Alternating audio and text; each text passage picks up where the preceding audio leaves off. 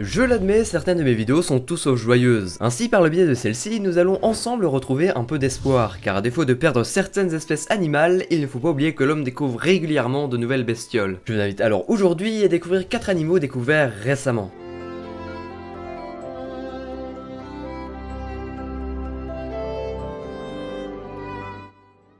C'était durant l'année 2011, lors d'une expédition WWF se déroulant dans la forêt amazonienne, qu'un docteur et son équipe ont fait la découverte du titi de Milton, ou plus communément appelé titi à queue de feu. Ce petit primate ne mesure que 30 cm de long, pour un poids d'en moyenne 1,5 kg. Sa queue orange est à l'origine de son deuxième nom. Son corps est en majorité gris, bien qu'il possède une gorge et des sortes de rouflaquettes orangées. Cette découverte nous montre encore une fois la richesse de notre planète et nous ne sommes sûrement pas au bout de nos surprises sans que la forêt amazonienne demeure en partie inexplorée. Le titi à queue de feu se nourrit essentiellement de fruits et passe le plus clair de son temps dans les arbres. Ce dernier vit la plupart du temps avec un groupe de 3, 4, voire 5 compères. Et il leur arrive bien souvent d'enrouler leur queue les unes autour des autres. Je m'interdis d'y voir des sous-entendus, bande de marouflards. Sinon le nombre de ces primates est assez incertain, mais il risque d'être en danger si la déforestation de la forêt amazonienne continue ainsi. Mais on a dit qu'on allait être positif, donc voilà une nouvelle espèce de titi bien sympathique et carrément mignonne.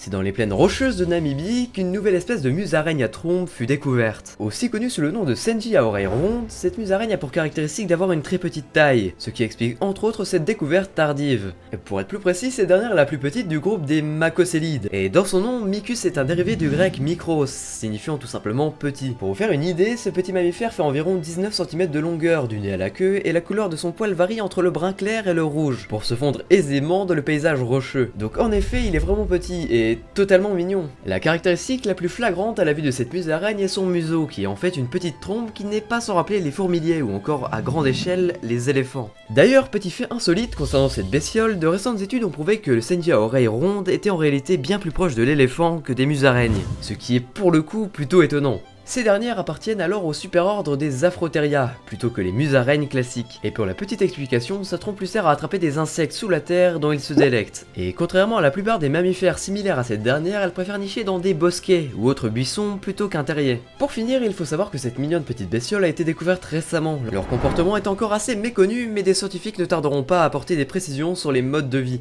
les habitudes et le régime alimentaire précis de ces musaraignes.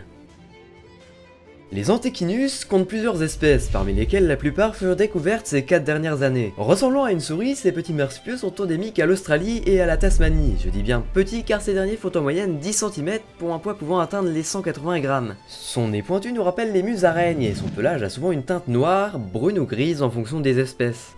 Outre son physique plutôt banal, ce qui va nous intéresser chez ce marsupial est son comportement, et plus étroitement durant la saison des amours. En effet, lorsque le printemps pointe le bout de son nez, les mâles Antechinus voient leur testostérone augmenter de façon exponentielle. Ces mâles boostés à la testostérone vont n'avoir qu'une seule chose en tête, copuler le plus possible. Ainsi, il peut leur arriver de s'adonner à des rapports sexuels plus de 12 heures par jour pendant cette période. Un événement intense qui stresse énormément l'Antechinus, ce dernier verra alors son système immunitaire s'effondrer, conduisant tout simplement à la mort. La grande majorité des mâles en âge de se reproduire meurent avant même de voir la femelle donner naissance à ses petits. Oui, vous l'aurez compris, c'est un poil étrange. Bon, et là on se dit tout simplement que cet animal n'a pas l'air très doué. Pourtant, il semblerait que cette manière insolite de copuler soit une sorte de stratégie évolutive. Le mâle étant mort, cela assure à la mère et à sa descendance d'avoir des apports en ressources nutritives en plus grande quantité. Cette pratique aux abords dévastatrices n'est alors pas si dangereuse que ça pour l'espèce, mais ceci accompagné des événements nuisibles comme la disparition de leurs habitats pourrait mettre en danger cette espèce. Voilà ce que j'avais à dire sur cette mignonne petite bestiole, allez au suivant.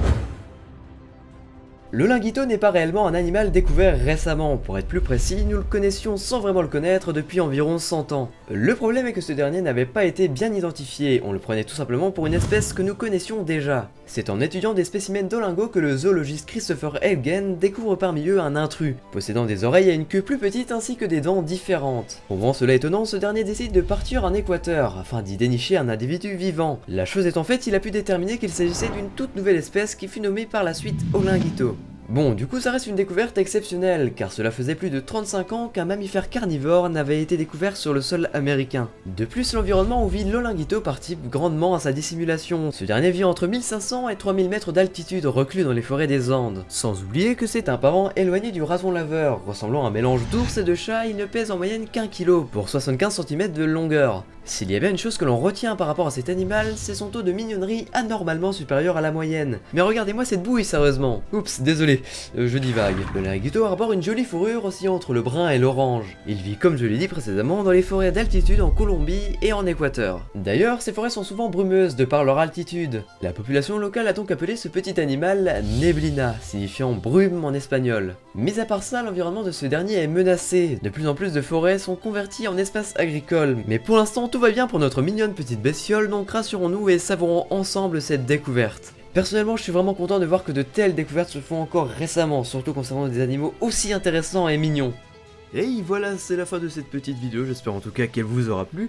Si c'est le cas, n'hésitez pas à vous manifester dans les commentaires, n'hésitez pas à mettre des likes, à partager la vidéo en masse, c'est ça qui fait vivre la chaîne.